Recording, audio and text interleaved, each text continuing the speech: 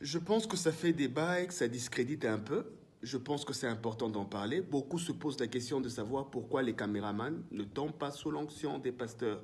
La réponse est tellement simple, mais c'est la croyance des gens, leur ignorance et surtout la mauvaise présentation de la foi et de l'onction même comme une puissance venant de Dieu qui met maintenant l'Église dans cet embarras où elle ne sait peut-être plus expliquer. Et cela discrédite même Dieu. Or, l'énergie qu'on appelle onction est subjective.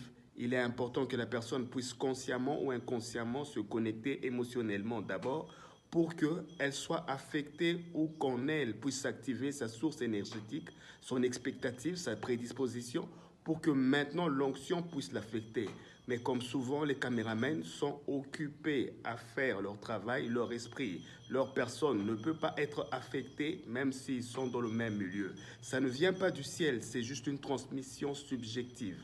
L'onction, si elle doit affecter une personne, il faudrait que cette personne soit prédisposée consciemment ou inconsciemment. Consciemment, en faisant attention, en ouvrant son cœur par la croyance, activant ses émotions, se connectant à sa personne pour que l'onction puisse l'affecter. Inconsciemment, là, c'est beaucoup de choses à expliquer.